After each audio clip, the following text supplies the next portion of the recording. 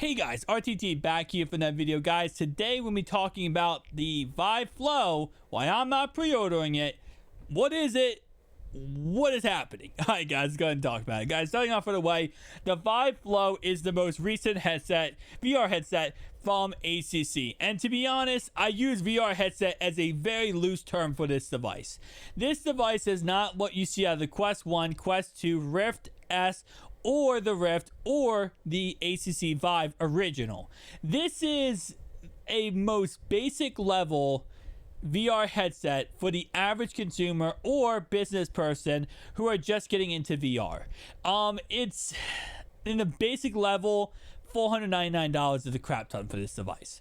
So starting off right away, if you buy this device, you cannot use an iPhone for this device.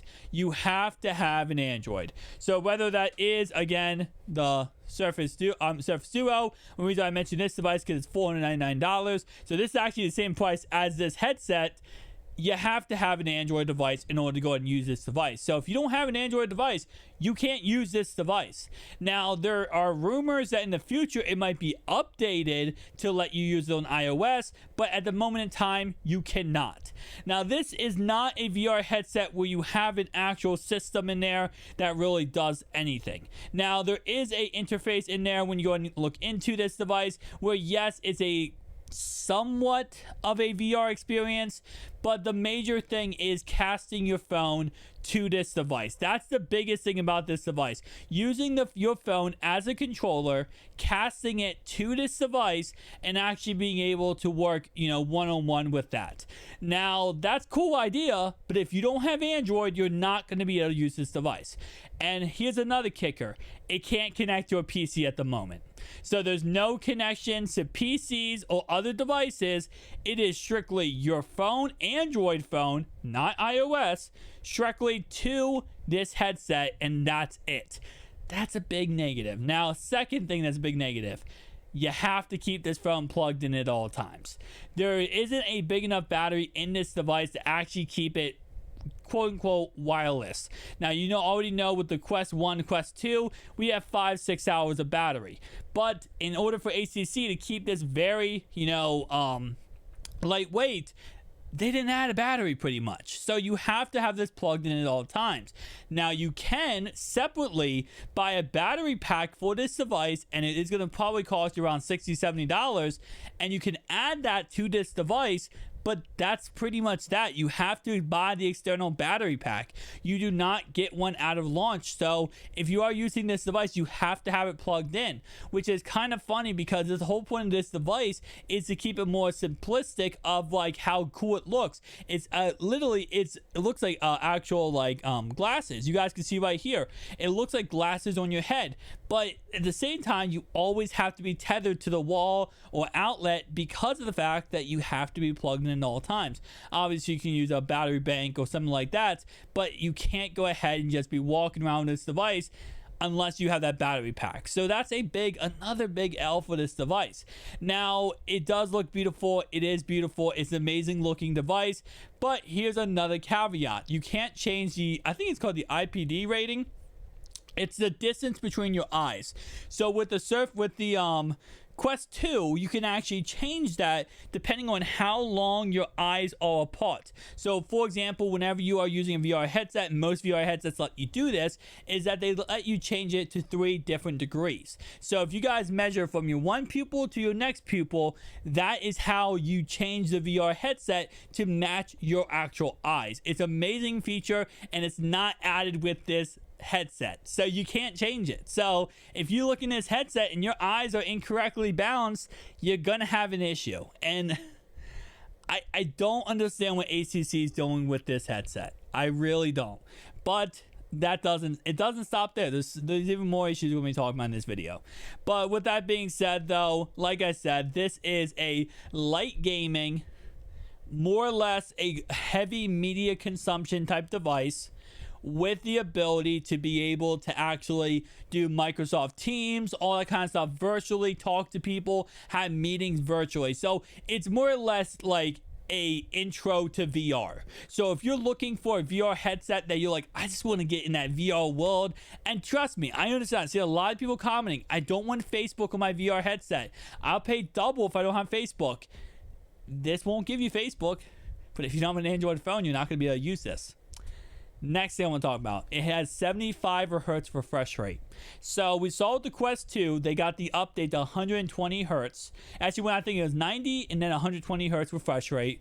And other VR headsets are also getting into that realm. This is only 75. So it's definitely back a little bit in the Stone Age.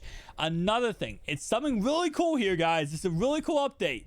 Finger tracking, so you can track your hands while in VR, and there's actually 2 cameras on the front of this device that let you track your hands.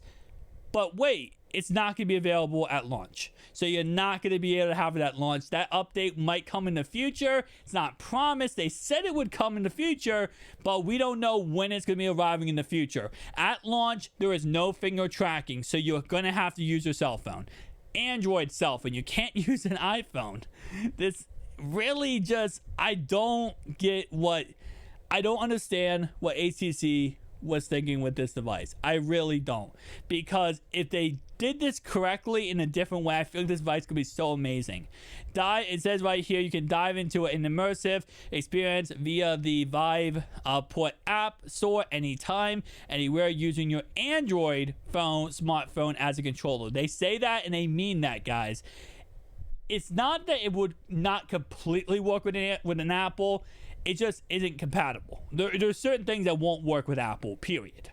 So connect visually to your 5G Android phone and stream content like TV shows and films from your favorite platforms.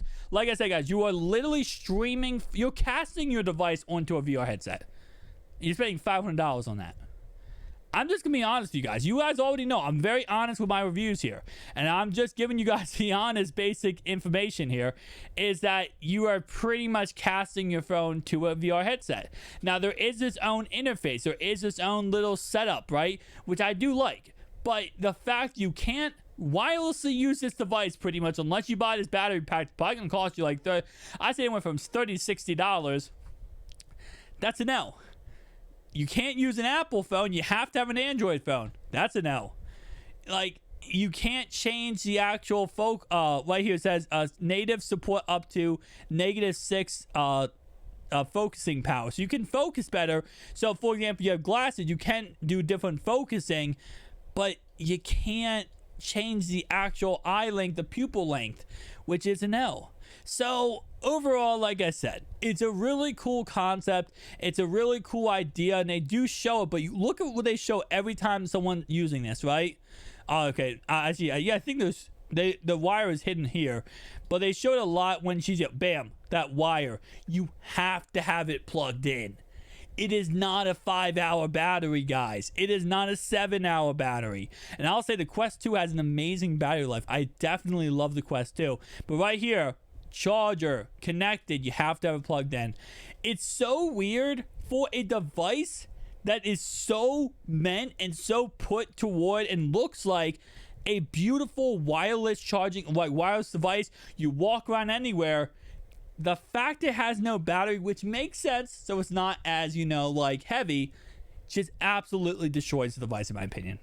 Again, just my opinion. I know I kind of ripped this thing to shreds today, and I kind of can't go away from that. I really can't. I'm not pre-ordering this device for this reason.